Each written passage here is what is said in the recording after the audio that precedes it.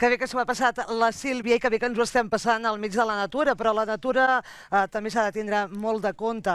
Ahir, desgraciadament, parlàvem de dos incendis, un a Sant Feliu de Sasserres, un a l'Evolú, i també hi ha vacances, en època de vacances hi ha molta gent que puja a muntanya i s'ha de tindre moltíssima precaució, Rosó. S'ha de tindre molta precaució perquè els accidents sempre poden estar allà al costat, per tant, s'ha de vigilar molt i molt, s'ha de gaudir de la muntanya, s'ha de gaudir de la natura, s'ha de poder gaudir d'aquest aire fresc, però sempre allò, tinguin seny i amb una mica de precaució, que sempre va bé.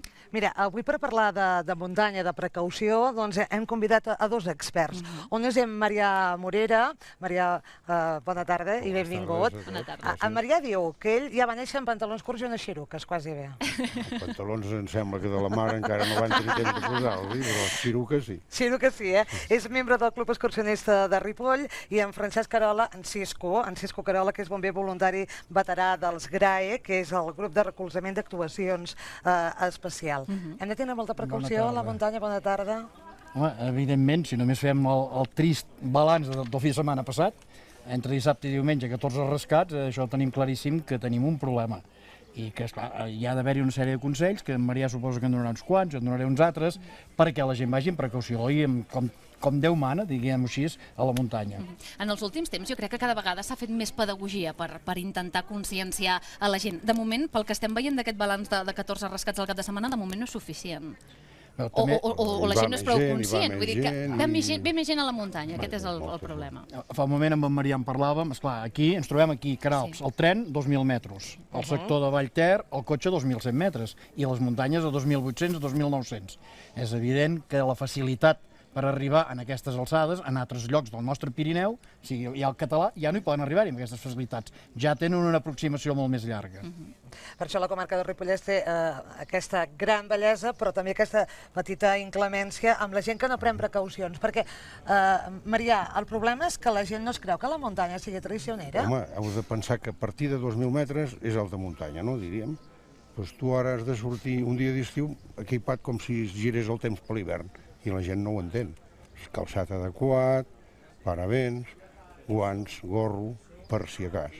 Doncs clar, si vas amb espardelletes, no saps on vas, no anar sol, sobretot, això... Hi ha gent que va sola, en aquest sentit, exacte, vull dir que s'aventuren...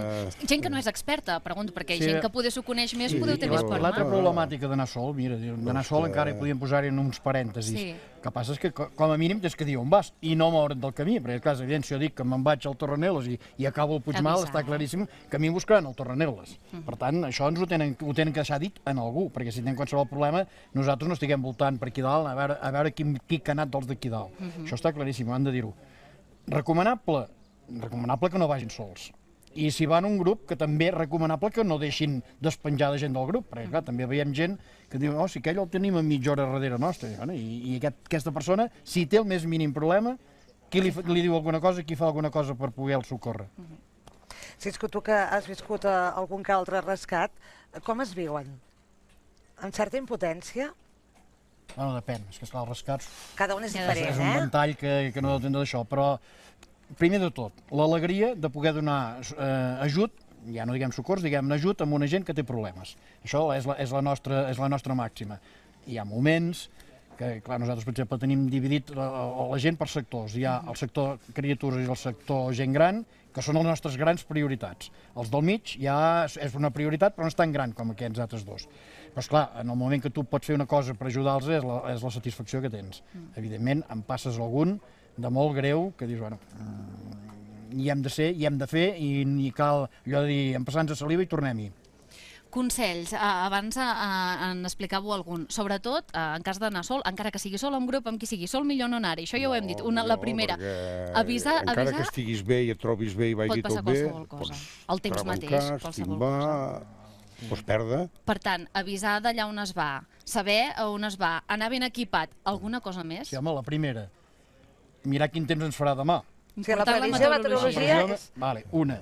Després, Marià, que vagin amb els mapes, perquè clar, avui en dia pugen aquí, no... Segons on no hi ha cartells, Sí, no, si dius aquell és el Puigmal, dius, vale, vas bé per anar-hi.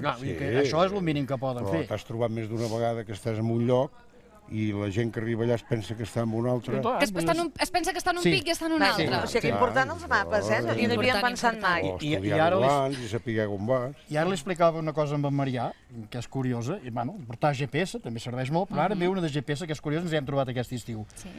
La persona que agafi les tracks del GPS per carregar sols el seu GPS, que estigui al tanto que no siguin tracks d'hivern, perquè els tracks d'hivern no són els mateixos que l'estiu. A l'hivern amb els esquís passes per allà on vols quasi bé, i a l'estiu els camins no són per allà on t'ha passat aquella persona. Això és important, diferenciar el track d'estiu del track d'hivern. Doncs jo crec que amb aquests consells, que tothom sigui previsor, que faci cas... Em puc dir un altre? Un altre, i tant. En el dia d'avui és importantíssim. Digui'm. La calor, gorra, aigua per hidratar-se i menjar. Perquè, clar, si no portem aigua, arribarà un moment que les cames no ens aguantaran, quedarem deshidratats i llavors ens hauran de trucar a nosaltres, que evidentment això ja se'n fa suficient propaganda, que és el 112. Doncs Cisco Carola i Maria Morera, moltíssimes gràcies per haver-nos acompanyat avui, per haver-nos fet aquests 5 cèntims d'aquests recursos que ens poden anar també a l'hora d'anar a la muntanya. Molt bé. Un plaer, i si podem ajudar una mica s'ha de fer. Que vagi molt bé. Vinga.